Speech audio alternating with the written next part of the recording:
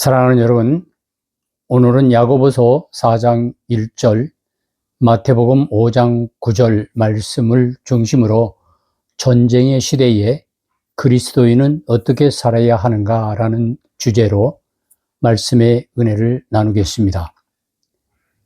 사람들은 평화를 말하지만 욕심 때문에 전쟁이 일어납니다. 오늘날 세계는 평화를 이야기합니다. 그러나 현실은 그렇지 않습니다.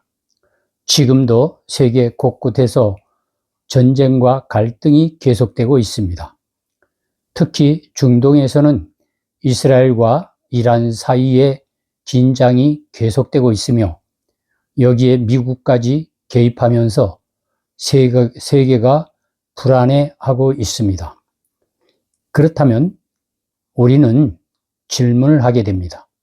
왜 인간은 평화를 원하면서도 전쟁을 하는 것일까요? 성경은 그 이유를 분명히 말씀합니다. 야고보서 4장 1절, 너희 중에 싸움이 어디로부터 나느냐? 너희 지체 중에서 싸우는 정욕으로부터 나는 것이 아니냐?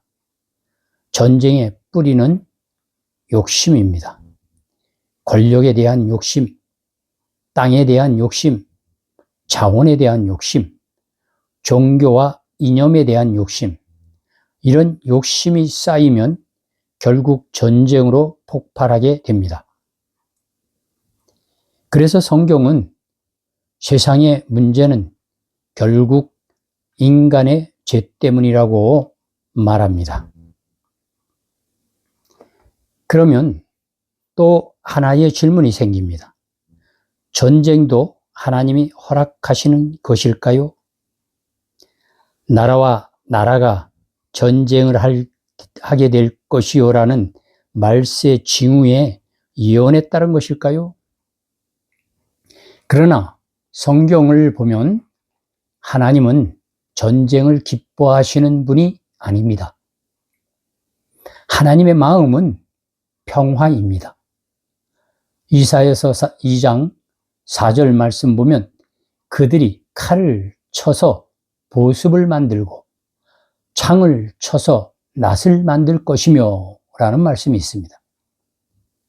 인간이 죄로 타락한 세상에서는 전쟁과 갈등의 연속입니다. 그럼에도 불구하고 하나님은 역사의 주권자이십니다. 다니엘서 2장 21절에 그는 때와 계절을 바꾸시며 왕들을 폐하시고 왕들을 세우신다. 즉 전쟁은 하나님이 기뻐하시는 것이 아니고 기뻐서 만드는 것도 아니라 타락한 세상 속에서도 하나님이 역사를 다스리고 계심을 보여주는 사건입니다. 결국 역사의 마지막 결론은 하나님의 나라와 평화입니다. 그렇다면 교회와 그리스도인은 무엇을 어떻게 해야 합니까? 전쟁이 일어날 때 그리스도인은 구경꾼이 되어서는 안 됩니다. 그러나 분노와 증오의 사람이 되어서도 안 됩니다. 그럼 어떻게 해야 하나요? 성경은 세 가지 자세를 말씀합니다. 첫째로 우리는 평화를 위해 기도해야 합니다. 디모데전서 2장 1절에서 2절 말씀에 임금들과 높은 지위에 있는 모든 사람을 위하여 기도하라 하였습니다. 전쟁의 시대에 교회의 가장 큰 사명은 기도입니다. 우리는 기도해야 합니다. 전쟁이 멈추도록 지도자들이 지혜를 갖도록 무고한 사람들이 보호받도록 기도해야 합니다. 기도는 세상을 움직이는 하나님의 통로입니다. 두 번째로 우리는 분별력을 가져야 합니다.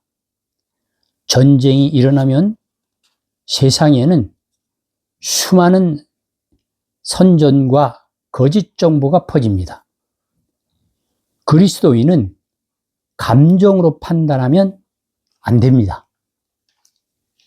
성경의 눈으로, 영적인 시각으로 세상을 보아야 합니다. 예수님은 말씀하셨습니다. 마태복음 5장 9절 말씀에 화평하게 하는 자는 복이 있나니 그들이 하나님의 아들이라 일컬음을 받을 것이며, 화평케 하는 자는 하나님의 아들이라 칭호를 받을 것이라는 거예요. 그리스도인은 어떤 증오를 퍼뜨리는 사람이 아니라 평화를 만드는 사람입니다. 셋째로, 우리는 고통받는 사람들을 생각해야 합니다. 전쟁에서 가장 고통받는 사람은 누구입니까? 어린 아이, 여성, 민간인, 난민들입니다.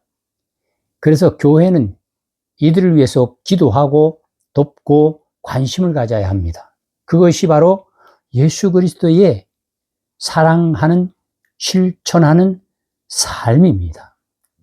결론의 말씀을 드립니다. 사랑하는 여러분, 세상은 여전히 전쟁과 갈등 속에 있습니다. 그러나 우리는 기억해야 됩니다. 세상의 왕은 평화의 왕, 예수 그리스도이십니다. 그래서 그리스도인은 전쟁을 보며 두려워하는 사람이 아니라 하나님을 신뢰하는 사람입니다. 그리고 우리는 세상 속에서 기도하는 사람입니다. 평화를 만드는 사람, 사랑을 실천하는 사람으로 살아가야 합니다. 그럴 때 하나님은 어두운 세상 속에서도 교회를 통해 빛을 비추실 것입니다. 믿는 사람을 통해 빛을 비추실 것입니다. 이제 우리 모두 어려울 때일수록 말씀 붙들고 지혜를 구하며 승리하는 저와 여러분 되시기를 주님의 이름으로 축복합니다. 아멘.